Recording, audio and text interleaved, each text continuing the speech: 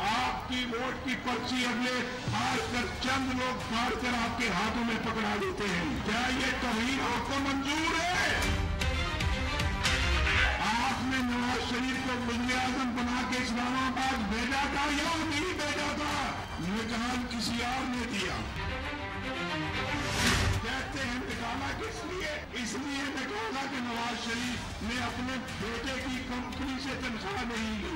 कभी बाप भी अपने बेटे से तनख्वाह लेता है? इस बात पे वज़ीर आज़म को निकाल देते हैं। उदास मत हो, फिक्र मत करो, गम मत करो, इंशाअल्लाह आपकी फतह हो रही है, ये फतह है। अस्सलाम वालेकुम। दूसरा रुख के साथ मैं हूं सैयद समर अब्बास। नाज़रीन, साबिक वज़ीर आज़म मियां मोहम्मद नवाज शरीफ का वो काफिला जो कि आज से 4 रोज़ पहले इस्लामाबाद से जीटी रोड के जरिए रवाना हुआ था लाहौर के लिए, आज वो काफिला लाहौर पहुंच गया है। मियां नवाज शरीफ ने आज मुख्तलिफ मुकामात पर खिताब के दौरान वही बात की। उन्होंने कहा कि अपनी नाअहली और बरतरफी जो है उससे बुनियाद बनाकर मियां नवाज शरीफ ने कहा कि अब ये सिलसिला मजीद बर्दाश्त नहीं होगा और अब ऐसा नहीं होगा। उन्होंने ये भी कहा कि वोट की जो बेतौकीरी है अब वो मजीद बर्दाश्त नहीं की जाएगी और इसी वाले से उन्होंने अवाम को एक अहम पैगाम देने का वादा भी अवाम से उन्होंने किया और साथ ही उन्होंने मुल्क में तब्दीली और इनकलाब का नारा भी लगा दिया। वो तब्दीली और इनकलाब जिसका नारा आपसे पहले इमरान खान लगाते रहे, वही नारा आज मियां मोहम्मद नवाज शरीफ ने भी लगाया, जिसकी इससे पहले वो मुखालफत भी करते रहे, तनकीद भी करते रहे। और इसके अलावा हम आज बात करेंगे जो मुख्तलिफ सियासी जमातें हैं, जो अपोजिशन जमातें हैं, उनका ये कहना है कि मियां नवाज शरीफ जो है वो इदारों को दबाव में लाने की कोशिश कर रहे हैं और इसके साथ साथ वो तसादम की राह इख्तियार कर चुके हैं। देखना यह है कि अब लाहौर में जब मियां नवाज शरीफ पहुंच चुके हैं तो वो उनकी अगली सियासी मंजिल क्या होगी और उनका आइंदा का सियासी लाए अमल क्या होगा। इस पर बात करेंगे। हमारे साथ मौजूद हैं सेनेटर शिबली फराज साहब, रहनुमा है पाकिस्तान तहरीक इंसाफ के। हमारे साथ मौजूद होंगी सेनेटर शरी रहमान साहब, सीनियर रहनुमा है पाकिस्तान पीपल्स पार्टी की। और हमारे साथ मौजूद होंगे senator lieutenant general retired Abdul Qayyum साहब, मुस्लिम लीग नून के सेनेटर हैं। बहुत शुक्रिया तमाम मेहमानों का आप हमें शो में ज्वाइन करने के लिए। हम गुफ्तगू आगाज़ करेंगे, हमें पहले ब्रेक लेनी है, ब्रेक के बाद गुफ्तगू स्टार्ट करेंगे। Stay with us.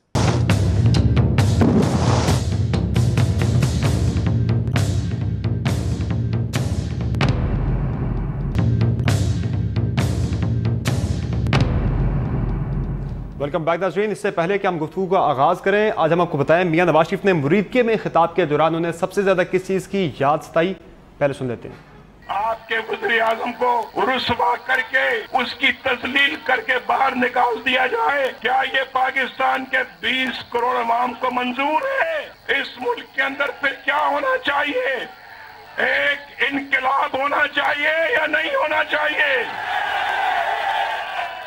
इनकलाब के लिए तैयार हो?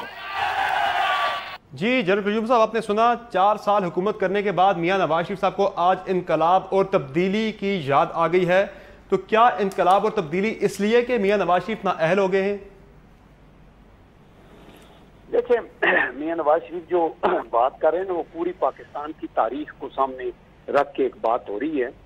और मैं ये कहना चाहता हूँ कि देखिए, मियां साहब जो है वो एक पॉलिटिकल बंदा है and he is a political leader and the leader of the largest party in Pakistan and an oldest and most experienced जो है वो एक पॉलिटिशियन के तौर पे। तो इसलिए अभी जब एक कोर्ट की वर्डिक्ट आई, उसको उन्होंने ऑनर किया और ऑब्वियसली उसको ओबे किया और हुकूमत नई बन गई है, सिस्टम चल पड़ा है और कैबिनेट हो गई, अल्लाह का करम है उधर से।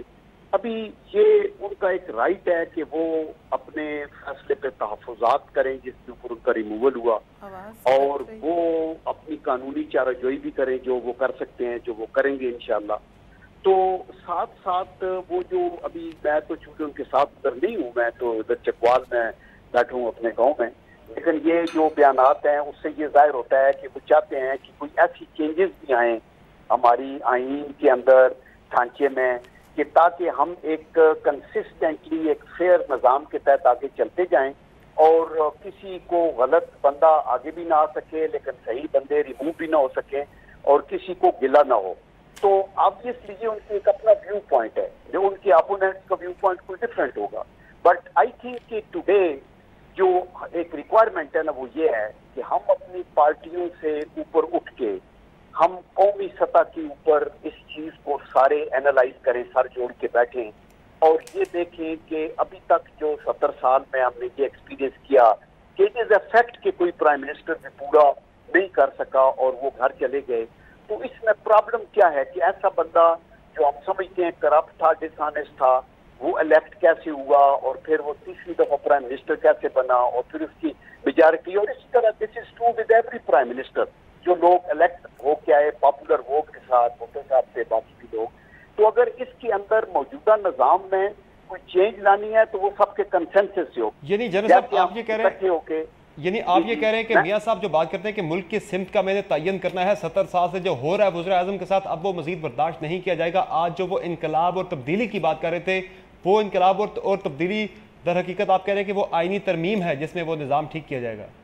ये आईनी और कानूनी देखें, और उसमें मैं आपको बताऊं कि आल्दो अभी मसलन पीपल पार्टी हमारे राइवल हैं और वेरी राइटली उनको हक पहुंचता है कि वो हमें तनकीद का निशाना बनाए, लेकिन 60 और 62 और 63 के आर्टिकल्स पे उनकी भी कल मैं सेनेट में था, डिस्कशन के दौरान उनका ख्याल था कि इसमें ये देखना चाहिए कि इसकी इम्प्लीमेंटेशन में गलत नहीं तो हो सकती, तो हम इसको कैसे ठीक करें। इसी तरह मसलन हम इलेक्टोरल रिफॉर्म्स कर रहे हैं, उसमें तहरीक इंसाफ का पूरा तामुन हमें हासिल है, बैठ के डॉक्यूमेंट तैयार हुआ है, पुटअप हो गया है। इसी तरह ये किसी सिर्फ एक मियां साहब की मर्जी से सब कुछ नहीं होगा, ये होगा सारों का कंसेंसस। अगर सारे वाकई रियलाइज करते हैं कि ये एक तसलसल टूटता है जिससे गलती हो प्राइम मिनिस्टर की या न गलती हो, लेकिन द पॉइंट इज कंट्री सफर करता है, तो ये सिस्टम ऐसा हो कि हम इसको आगे चलाते रहें। तो आई थिंक इस तरह की फंडामेंटल चेंजेस अगर को लानी है तो पूरी कौम के कंसेंसस से लेके आनी होगी। अदारे हमारे लिए मुकदम है, मैंने अगले दिन भी कहा, जुडिशरी बहुत ही पाकीज़ा अदारा है और उसके अहदों पे जलीलुल कदर अहदों पे बड़े लोग बैठे हैं, लेकिन इन लोगों ने, अदारा मुकदम है, लेकिन जो लोग बैठते हैं वो गलती कर सकते हैं। माजी में भी उन्होंने गलतियां की हैं जिनको पूरी तारीख गवाह है और उसको जूरिस्ट ने, एनालिस्ट ने, फेयर जो हिस्टोरियन है उन्होंने लिखा था यहाँ। तो देयरफॉर लोगों को तहफ़्फ़ुज़ात अपने हो सकते हैं। हम ये करना चाहते हैं कि ये गलतियां आइंदा ना हो। अभी मियां साहब ने तो कहा मैं कल क्लेमेंट नहीं हूँ प्राइम मिनिस्टर बनने का, अभी एक सिस्टम चल पड़े, अगले इलेक्शन होंगे, इंटरम गवर्नमेंट कराएगी, मुकाबला होगा, इंशाल्लाह बेहतरी होगी। सिस्टम को डिरेल नहीं होना चाहिए। तो अगर इसमें कोई फंडामेंटल चेंजेस उनके ज़हन में है तो वो हमसे डिस्कस करेंगे पार्लिमानी पार्टी में, फिर हम सेनेट में, असेंबली में लेके जाएंगे और फिर ये देखेंगे कि उसके ऊपर लोग लिखेंगे, इंडिपेंडेंट एनालिस्ट अपना व्यू देंगे, मीडिया वाले देंगे, तो फिर देखा जाएगा कि क्या हो सकता है। यानी जो ये पॉजिटिव सोच है, नेगेटिव नहीं है। यानी जो आईनी और कानून में जो तरमीम की बात कर रहे हैं उसके लिए पीपल्स पार्टी की हिमायत तो बहुत ज्यादा जरूरी होगी। शरीर मान साहबा, इस हकीकत को फिर जुटला तो नहीं सकते कि 70 साल से कोई भी वज़ीर-ए-आज़म अपनी मुद्दत पूरी नहीं कर सका। जो मियां साहब कहते हैं कि अब ये सिलसिला रुकना चाहिए, तो आप इत्तेफाक करती हैं इससे? देखिए, ये सारा जो बयानिया बन रहा है नंबर 1 के 17 साल से प्राइम मिनिस्टर्स डिस्क्वालीफाई हुए हैं और इसको अब रुकना चाहिए, तो इसमें तो कोई दो राय है नहीं कि हमारी पीपल्स पार्टी की तो ख़ास एक नज़रियाती स्ट्रगल रही है कि हर हुकूमत, इलेक्टेड हुकूमत अपना पूरा दौर ख़त्म करे और अपना टर्म ख़त्म करके पुरअमन आइनी तौर से अपना दूसरा पावर मुंतकिल करे, और जरदारी साहब ने, आपने देखा, ये करके भी दिखाया था। अब ये सूरत हाल बनती है जो पिछले प्राइम मिनिस्टर, ये सवाल तोड़ता है ना कि पिछले प्राइम मिनिस्टर जो अपना टर्म नहीं ख़त्म कर सके, उसमें किसका हाथ था? उसमें यही नवाज शरीफ और यही नून लीग थी। उससे पहले उन्होंने 3 या 4 प्राइम मिनिस्टर्स मुअत्तल करने में उनका हाथ था, बड़ा एक्टिव हाथ था। तो एक जिद्दोजहद के साथ स्ट्रगल बड़ी की इन्होंने कि जमहूरियत पनप ना सके। इसके बरक्स हमारी स्ट्रगल थी जो जमहूरियत पनप के एक जड़ पकड़े, और अब हमने बल्कि कंधा दिया इनकी हुकूमत को, पीटीआई और दूसरे कॉलीग्स का जो ऑपोजिशन में हैं, और आपकी तोहमत बर्दाश्त की, फ्रंट लाइन एंकर्स की, कि हम फ्रेंडली ऑपोजिशन से 2014 में हमने इनको कंधा दिया क्योंकि हमने ये इस जमहूरियत के लिए बड़ी कुर्बानियां दी थी। 90 की सियासत से सबक भी तो सीख चुके थे शरीर मान साहब। जी बिल्कुल, और नहीं, लेकिन 90 की सियासत, जी मैं 90 की सियासत से ये ज़रूर कहूँगी, आपने अच्छा याद दिलाया कि 90 की सियासत में ये कहते हैं कि हमारे भी 2 प्राइम मिनिस्टर हटे और आपका भी उसमें हाथ था। तो कम से कम मोहतरमा शहीद में इतनी सियासी जुर्रत थी और इखलाकी जुर्रत थी कि वो कहती कि चलिए मैं एक मिसाक़ जमहूरियत तश्कील करना चाहती हूँ ताकि हम एक दूसरे के ये ना करें और एक जमहूरियत एक नई कहानी यहाँ से रकम कर सके, एक नई तारीख रकम कर सके। फिर भी इन्होंने मिसाक़ जमहूरियत का जनाजा निकाला है, हमने नहीं। हमने इनसे कहा पार्लियामान में आप आएँ, हमने इनसे कहा 62, 63 को रिपीट करें, लेकिन इन्होंने ना 18वीं तरमीम के वक्त सुना, ना इन्होंने इस वक्त सुना जब इलेक्शन रिफॉर्म कमेटी मिलती थी, ना ये पार्लियामान में आते थे, ना ये सवालों के जवाब देते थे, ना इन्होंने पैनामा पेपर्स के सवालों का जवाब दिया वहाँ, ना इन्होंने किसी मरहले पे पार्लियामान को इस लायक समझा कि वो यूसुफ रज़ा गिलानी या राजा परवेज़ अशरफ को तो आप छोड़ दें कि वो 2 से 3 दफ़ा आ सकें। अब बात ये निकलती है कि आप जमहूरियत का डायलॉग करना चाहते हैं। वो जमहूरियत का डायलॉग किस बुनियाद पर कि जब आपके पैर पे कुल्हाड़ी रखती है। और तीसरी बात मैं ये कहूँगी कि जमहूरियत और इनकी ज़ात एक नहीं है। ये जो पूरा बयानिया बनाया जा रहा है कि हम जमहूरियत के अलम बरदार हैं, आई एम सॉरी, जमहूरियत कहाँ ख़तरे में? आपकी तो पूरी मिनिस्टर्स और ब्लोटेड मिनिस्टर्स 45 मिनिस्टर्स और कैबिनेट उतरी हुई है ज़मीन पे। वो किस लिए? कि आप एक सालन में एक हांडी में 2 मज़े लें। आप अपोजिशन का ललकार भी बड़ा ख़तरनाक ललकार लेके निकले हुए हैं कि डिफाई करो, मुक्का दिखा रहे हैं इदारों को, जुडिशरी को, और कह रहे हैं लोगों को निकलो, लोगों हमारे लिए जद्दोजहद करो। और उधर आपके डेवलपमेंट फंड्स और इक़्तिदार के मज़े आपकी कैबिनेट रखी हुई है। 3.5 अरब रुपए आपने ऑलरेडी लास्ट ईयर अपने क्वाइटली ADB से निकाल के दे दिए। पाकिस्तान के स्कूल नहीं खुल रहे, पाकिस्तान की बिजली नहीं चल रही, पाकिस्तान के पहिए नहीं चल रहे, आपको कुछ पता नहीं है। आप सब GT रोड पे हैं और डेवलपमेंट फंड्स खा रहे हैं।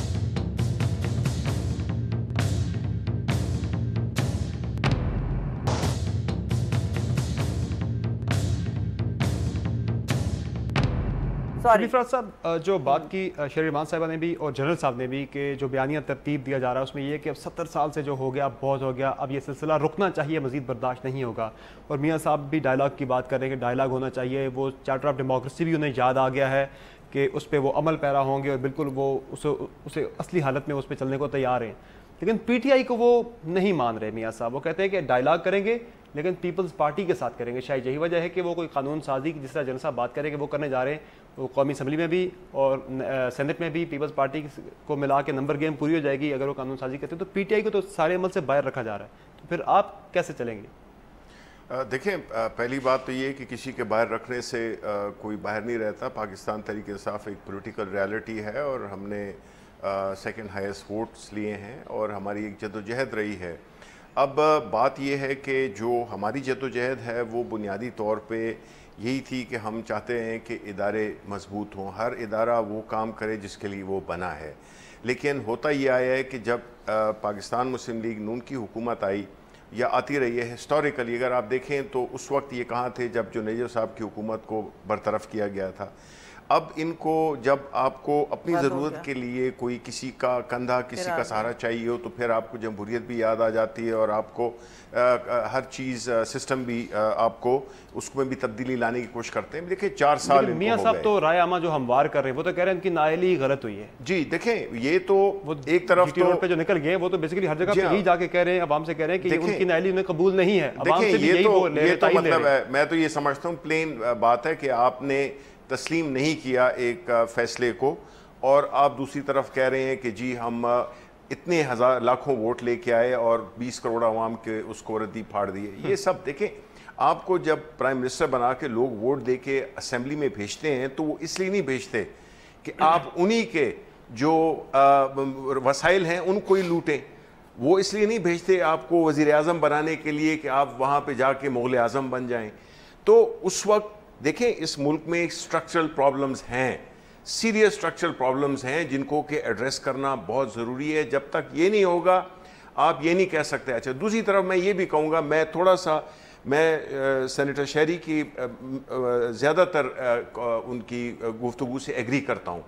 एक चीज़ में मैं थोड़ा सा डिसएग्री करूँगा, वो ये है कि देखें इसमें कोई शक नहीं है कि कोई प्राइम मिनिस्टर अपनी पूरी मुद्दत नहीं कर सका।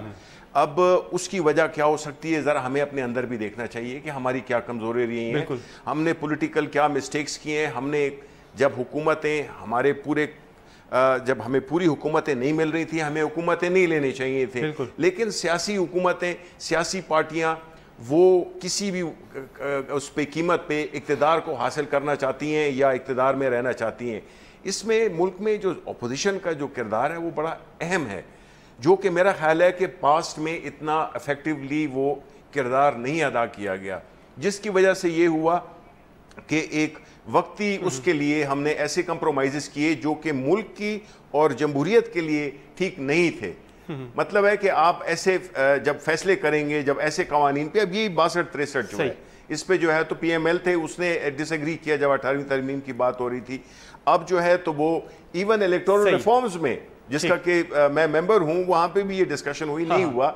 अब वो मेरा ख्याल है कि ये इस तरफ कोशिश कर रहे हैं, हालांकि मैं समझता हूं जाती तौर पे कि 62 में बड़ी मसले हैं, उनको एड्रेस करना चाहिए। ठीक है जनरल साहब, फैसला आने से पहले मियां साहब बारहा ये कह चुके कि जो भी फैसला आएगा उसे मैं कबूल करूंगा। आज अवाम में जाकर ये कहना कि क्या आपको ये फैसला कबूल है, मुझे तो कबूल नहीं, आपको कबूल है, तो फिर ये फैसला कबूल नहीं है मियां साहब को या नाअहली कबूल नहीं है? देखिए, आपके पैनल पे दोनों बड़े लर्नेड मेरे सेनेटर कुलीग्स हैं। मैं ये कहना चाहता हूँ कि मैं तवक्को ये करता हूँ कि आज के दौर में जो हम डिस्कशन करें वो ऑब्जेक्टिव हो, सब्जेक्टिव ना हो। मैं देख रहा हूँ मुख्तलिफ चैनल्स के ऊपर बात, जब ओवरऑल सिस्टम की और पूरी टोटलिटी रिव्यू की बात आती है तो सब कहते हैं जी नवाज शरीफ ने कैसे किया, ये पहले किधर थे, इन्होंने तो सपोर्ट किया मिलिट्री डिक्टेटर्स को, वगैरह वगैरह। मैं ये कहता हूँ कि इस जो पार्टी पॉलिटिक्स से ऊपर उठ के हमें ये रिव्यू करना चाहिए कि हम कैसे जाते हैं। अगर आप माजी में जाए ना तो मेरी जानदाराना राय है और इसको आप चैलेंज कर सकते हैं कि किसी वक्त भी किसी सियासी जमात के लीडर ने मुल्क में इनकलाब नहीं लाया कि वो आके उसमें एक हुकूमत इलेक्टेड को तोड़ने के लिए अपना डिसीजन मेकर हो। आप ये देखिए कि अयूब खान साहब आए तो उन्होंने अपना फैसला किया और वो आए, उनको लेटर ऑन पॉलिटिशियन ने सपोर्ट जरूर किया। जुल्फिकार अली भुट्टो साहब उनके फ्रंट रनर थे और वो साथ थे। इसके बाद ज़ियाउल हक साहब आए, फैसला ज़ियाउल हक का था, उन्होंने नवाज शरीफ से पूछ के कुछ नहीं किया, लेकिन नवाज शरीफ साहब की जमात और बहुत से मुस्लिम के परवेज मुशर्रफ साहब आए तो किसी से पूछ के नहीं आए, वो आके उन्होंने टेक ओवर किया पूरी PMQ वगैरह वगैरह उनके साथ। हम ये कहते हैं कि अभी वक्त आ गया है कि हम ये देखें कि हम इस सिस्टम के अंदर कोई ऑब्जेक्टिव चेंज ला सकते हैं या नहीं ला सकते। ये कोई बात नहीं है कि नवाज शरीफ साहब को बेल आउट कैसे करना है, कि अभी उनको याद आई है, ये फिर हम बिल्कुल सब्जेक्टिव हो जाते हैं। हमें इन टोटलिटी देखना है। मियां साहब का ये कहना कि वो बैठेंगे नहीं, वो बैठेंगे नहीं, वो निकलेंगे, तो किसके खिलाफ निकलने जा रहे हैं? जी जी, मियां साहब का ये कहना कि वो घर नहीं बैठेंगे, वो निकलेंगे, तो किसके खिलाफ निकलने जा रहे हैं? हुकूमत मरकज में आपकी है, 2 सूबों में आपकी है कि एक सियासी लीडर जो है ना, उसकी जो टोटल उसके अंदर जो तवानाई है वो पब्लिक की पजीराई होती है। अगर वो बिलियनर भी है तो अगर पब्लिक उसके पीछे नहीं है तो वो जीरो है, और अगर वो बिल्कुल एक कलंदर टाइप बंदा है और खड़ा है और लोग उसके पीछे हैं तो अवाम उसकी ताकत है। वो अवाम के साथ इन टच रहना चाहता है। बहुत सी चीजें वो कह रहे हैं, बहुत से पॉलिटिकल स्लोगन होते हैं, ये जब बैठ के हम बात करेंगे तो इंडिविजुअली कोई एक पार्टी भी तो टोटल सिस्टम को चेंज नहीं कर सकती, लेकिन सब कलेक्टिवली बैठ के, जैसे पहले माजी में एक आईन बन गया, आपने देखा 1973 का, और इसके अंदर फिर अमेंडमेंट। हमारे साथ रहेगा, हमें एक ब्रेक लेनी है, हमारे साथ रहेगा जनरल साहब, हमें एक ब्रेक लेनी है। ब्रेक के बाद हम गुफ्तगू यहीं से आगे बढ़ाएंगे। हमारे साथ रहेगा नाज़रीन, एक ब्रेक लेने के बाद गुफ्तगू जारी रहेगी। Stay with us.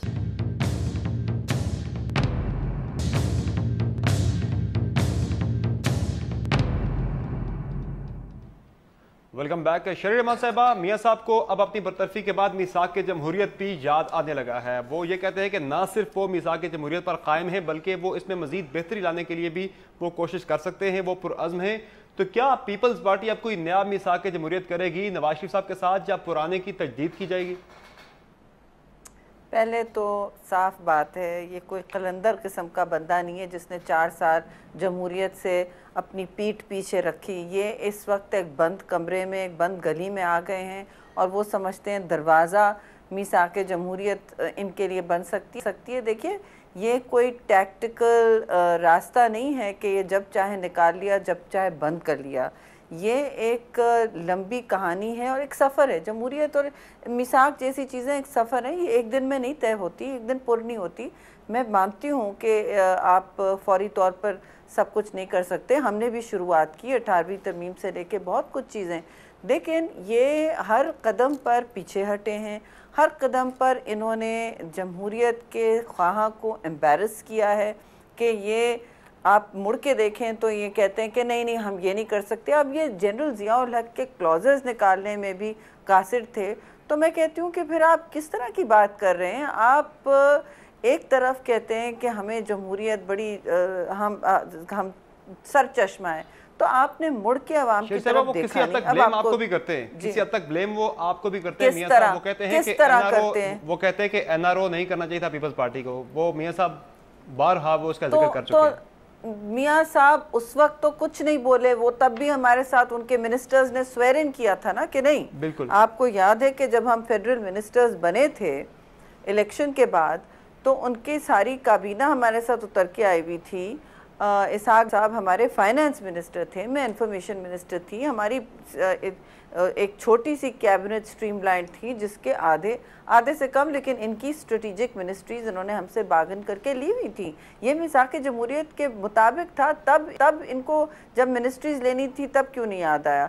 तो मुझे आई एम सॉरी, मुझे इनका ये आर्ग्यूमेंट और ये बहस कतई नहीं समझ आती। इस वक्त इनके पास ना कोई सियासी ना अखलाकी जवाज़ है कोई आर्ग्यूमेंट करने का, इसलिए कैमरों से भी भाग रहे हैं, हर जगह भाग रहे हैं और समझते हैं जब चाहें ये अवाम की बैसाखी इस्तेमाल कर सकते हैं कि जी हम अवाम के पास जा रहे हैं। आप अवाम को इग्नोर करते हैं और आप कहते हैं कि हम शो ऑफ स्ट्रेंथ करने जा रहे हैं। तो आप ये मुक्का किसको दिखा रहे हैं? आप इदारों का तसादुम चाहते हैं।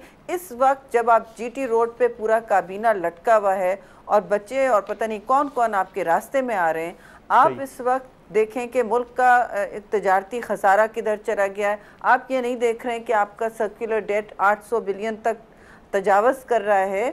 इतने ख़तरनाक हो गए ये सारे खसारे और मकरूज़ कर चुके हैं पाकिस्तान को कि अब आप पर कल इदारिया पड़ी कि इससे वापस आना बहुत मुश्किल होगा।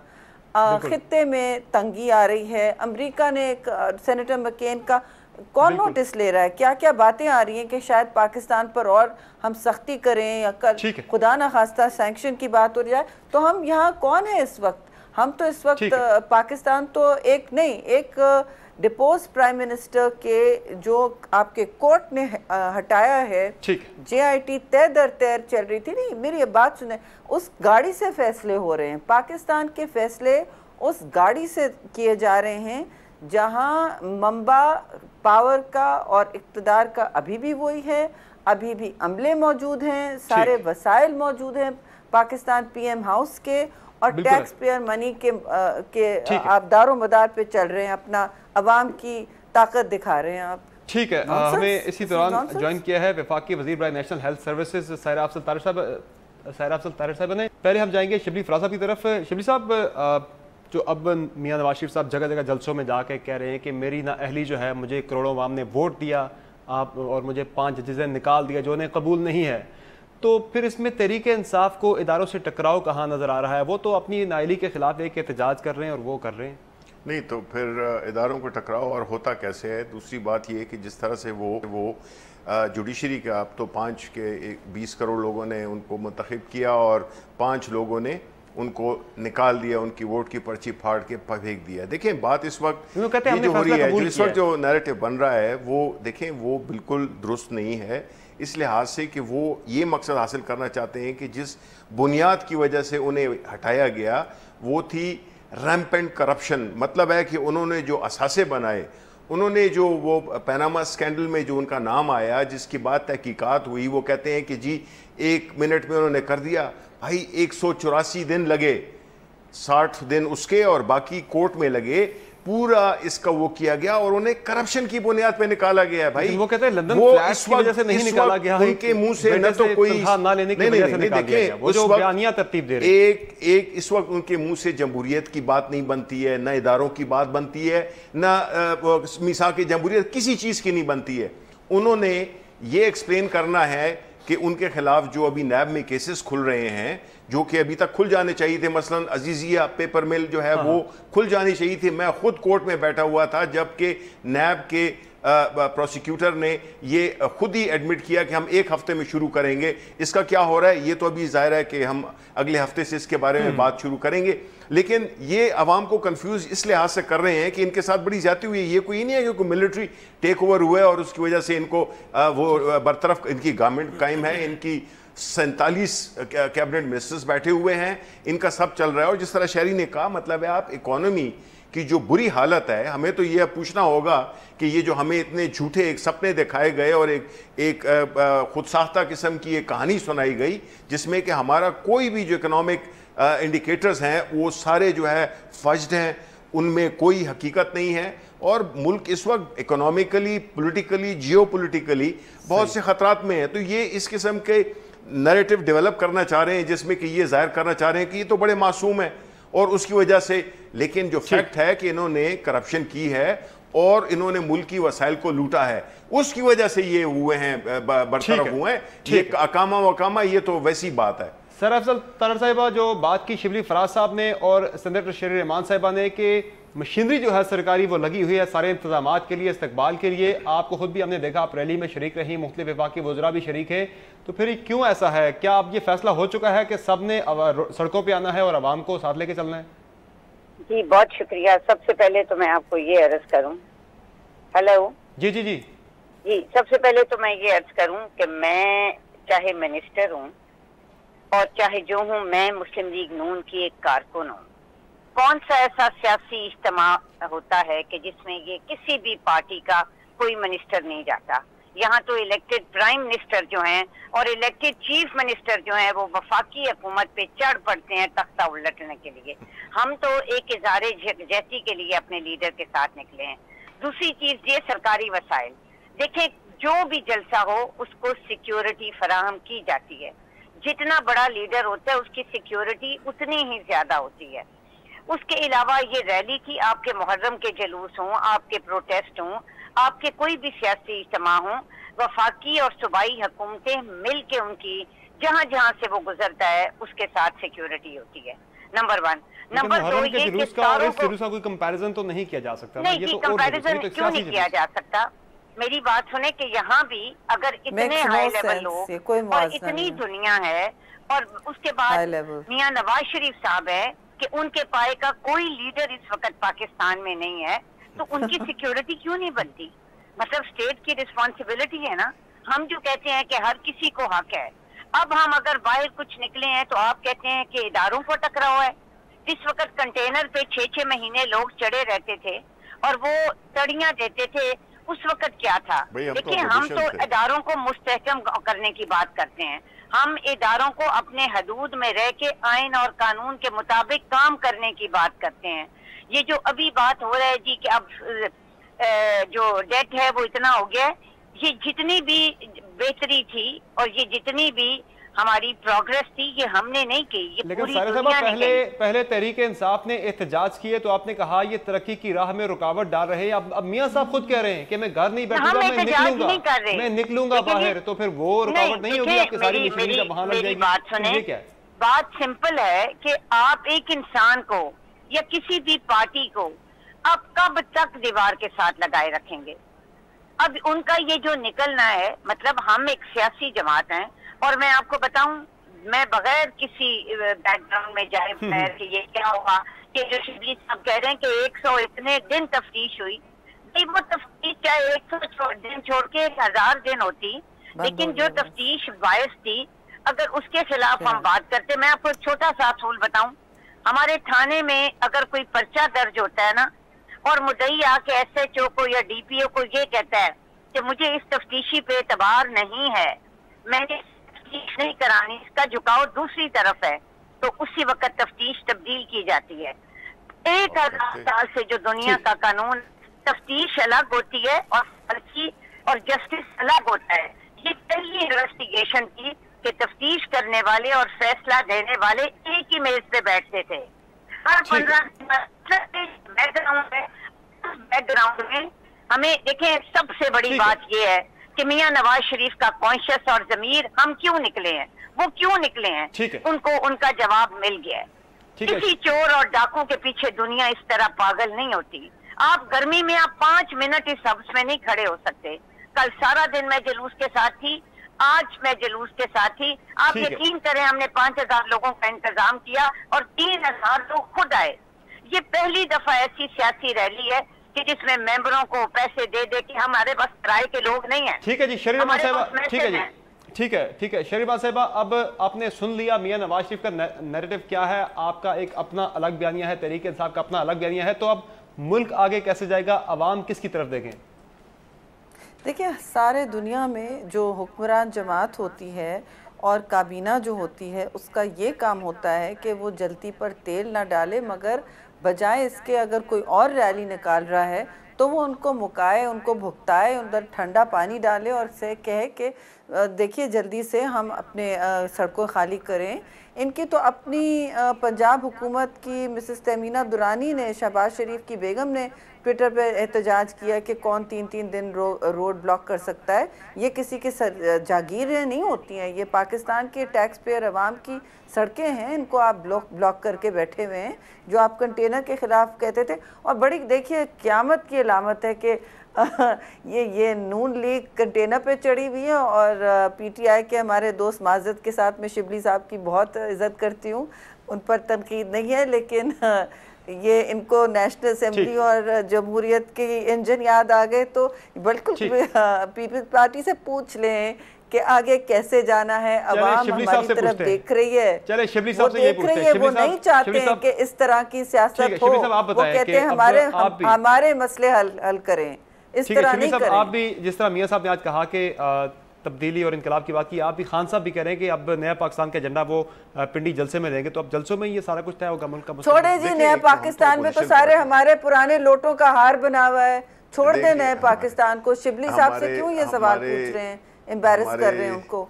जो पॉलिटिकल जो भी हमारी स्ट्रगल है वो बुनियादी तौर पे हम तो एक एज ए अपोजिशन पार्टी हमने वो अपना रोल अदा किया, वो पाकिस्तान के अवाम ने देखा, और अभी भी जो है तो हम सड़कों पे भी और पार्लियामेंट पे देखें जलसे और वो जुलूस जो है वो जमहूरियत का हिस्सा है। लेकिन हमने ये पहली दफ़ा देखा है कि एक गवर्नमेंट, सिटिंग गवर्नमेंट, वो जो है तो जलसा निकाल रही है, आई डोंट नो ये शेडो बॉक्सिंग कर रही है, ये क्या कर रही है।